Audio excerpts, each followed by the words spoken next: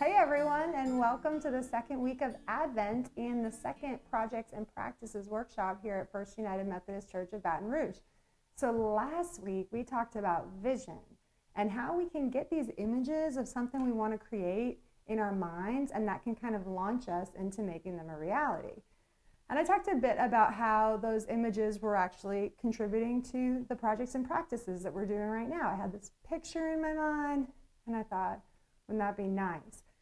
And I'm going to be honest with you guys, sitting here making these videos separated from all of you was really not part of my original vision.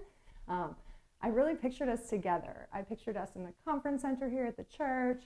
I pictured music playing. I pictured hot chocolate. I definitely thought there would be kids running around, and I felt a whole lot of joy accompanying those images. And I loved the idea of fellowship, especially after the year that we've had. But that's the funny thing about life and about vision and about responding to the things that we hear and see within ourselves, is that we really need to be able to bend. And bending just requires that we're able to kind of go with a vision where it's going to lead us, knowing that often the first thing we picture is now what actually ends up coming. And if we can't bend in both prayer and project, we can get stuck pretty fast. And that's why I think this vine right here is just a great tool for us today in our project. So last spring, these vines had a very specific purpose. They were part of my garden, and if you got a wreath from the church on Sunday, you got a wreath made out of muscadine vines that were also from my garden. And 6 months ago, their purpose was to hold muscadines, right? And to, bud out leaves and produce fruit and hold that fruit.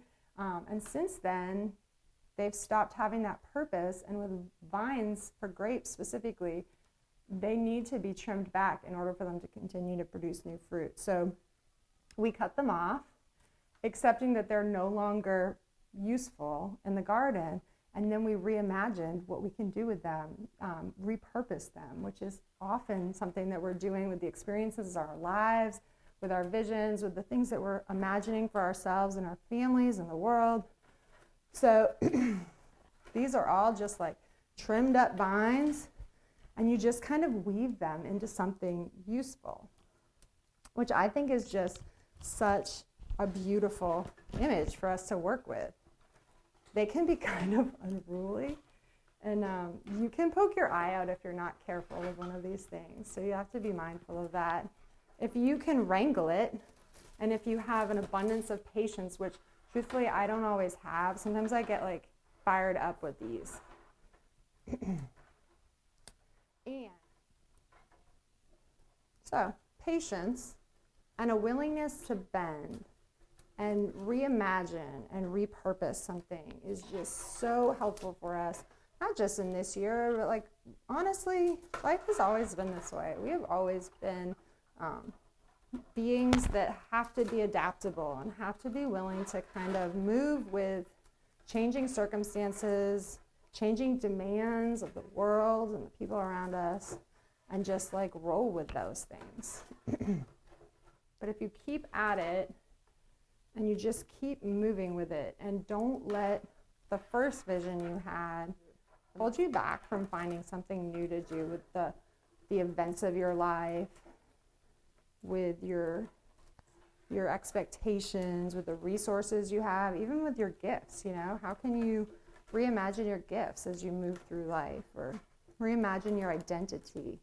Those change throughout the years too, so move with it and you'll get something new. Now, if you got a kit from the church, you would have received a few different things. The first thing is a little bundle of greens.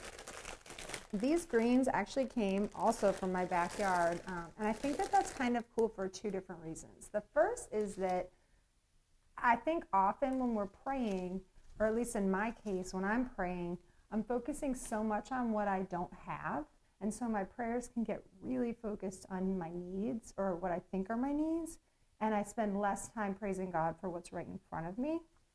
So that's one reason why I really love just using what I personally have available in Rouge, and that might look like you walking around your neighborhood. There's some really pretty stuff downtown. I don't know if it's legal or not to pick random things off of the Greenway, but there's some pretty stuff that you could make a wreath with if it didn't involve law breaking, because we don't condone that here at the church. But just be creative, and as you kind of encounter the world and what is available to you, think about what that says to you about the abundance of God and the provision of God, and how much we miss that when we're focused on what we don't have or what we need. So another reason why I really like using fresh greens is that eventually they're going to die pretty soon, and I'm going to have to pull them out and go back out looking. And I feel that way in prayer a lot, where I think I've sorted something out, or I think I've arrived somewhere, or I think I have some answer that I longed for a long time. And with these foundational questions that we ask in prayer, we're going to return to them over and over and over again throughout our whole lives. So for me, with the greens dying and that need to just go back out and find more is how I feel when I'm going back to God and reviewing things like, what's my purpose? You know, what are the fundamental parts of my identity? Where am I going, and how should I get there, and what should I be doing right now? A lot of those questions are never really answered. They're just cycling through in different ways with different words throughout the whole course of our life. So, fresh greens. Now, at any point in time, I want to encourage you to pause this video. If there's something that I say or something that comes to you that you want to sit and reflect on, that's the beauty of these online methods, is that you have the power to just hit pause and sit with your self, with a friend, to talk about it. However you're coming to these videos, feel free to pause, think, pray, write, whatever works for you. I'd love it if you did that. I could sit here doing this part all day, but it would be a really long video, and I don't think any of you guys want to watch that. Now, something else that would have come in the kit that you got from the church would be a little bushel of these berries. On the prayer card, which I accidentally dropped on the ground a moment ago, so I'm just going to grab it. So one of the things on the prayer card is life. And so as you put your little berry bush into your wreath, and mine's kind of acting a little crazy, reflect for a minute and maybe pause the video and write something on your prayer card. What things in your life, what practices, what relationships, what activities are you engaging in that bring you life? That you walk away from feeling like an abundance of peace or joy, or you have visible fruit from it. And I think it's really cool to name that stuff so that you can just continue to go back to that throughout the week or the month, or in times when you're feeling discouraged, and see God's fruit in your life, and see sometimes just get affirmation of where you should be going. I hate to say should, because that's a terrible word for a prayer conversation. Something else that's included in your little kit and on the supply list is this tiny bird, which my daughter kind of played with mine, and now it's got like a little bit of a sad eye situation, but it still serves the purpose of reminding me of this. And reminding is the whole point, I think, of a practice like this, the wreath. You're going to hang this on your door or somewhere in your home, and every time you see it, you're going to be able to kind of consider these different objects that are on the wreath and the thoughts that came to mind as you kind of prayed your way through it. And it'll help you kind of recenter throughout the day as you're walking through the threshold of your home. Maybe you've had a long day, you're exhausted, you're frustrated, or whatever, or maybe you're happy. However you may come over your threshold, I guess it depends on what time and what happened before that, but you'll be able to look and consider and see and remind yourself, here's where there's life in my life. Here are the seeds that God's planting through me into the world. And with this bird, the intention behind it is for you to really think about, especially as the New Year's upon us, what are the things in my life that I could reach for and could give me wings? Often in our journeys with God, there are a lot of things that we're invited to that are just beyond where we are. And there's a whole lot of fear associated with that. Should I do that? Is it safe for me to do that? What's going to be on the other side of that move towards that thing? But God's usually on the other side of the thing that's scary. So the wings, That might be a spiritual practice that's new to you. That might be something that feels challenging, but that you feel called to at the same time. It could be any number of things because we're all so very different. But wings, reflect for a moment, pause the video, talk to a friend, talk to God, write about it. It might be a question at this point that you're offering to God in prayer. What could give me wings, God? And God will point you to those things. Slowly but surely, you'll be able to figure that out. So something else that's in your kit is a pine cone. And I've always found it very helpful to reflect on the cycles of the seasons, the cycles of things living and dying and growing and producing new life, and thinking about what that might have to say to my own life. We tend to, I tend to cling to things and hesitate to allow them to fall, like this pine cone. But in almost all areas of nature, things fall to produce new life. This pine cone could have a seed in it. It could also just fertilize the soil. And so as we move from one season to another, as we reflect on a year gone by and a year to come, as we prepare to make more room for Jesus, a good question to reflect on is, what do I need to drop? What is no longer producing life, like these seeds, even though these seeds have to fall to produce life, but what's no longer vital? What is no longer giving me joy, love, peace, hope?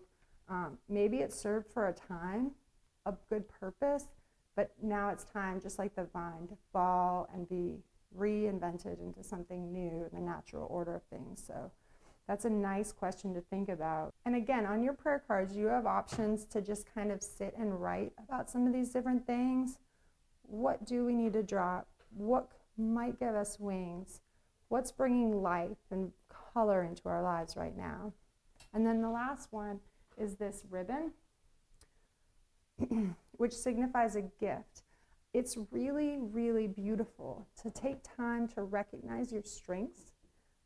There's a lot of stuff out there that hinders a person's ability to rejoice in the things that they do bring to the table. I mean, we focus so much on negative thinking, specifically about ourselves, but it will feel a little bit uncomfortable maybe, but I would love to invite you to sit for a moment, pause the video, talk to somebody, and sometimes your friends can be the best ones to help you with this at first.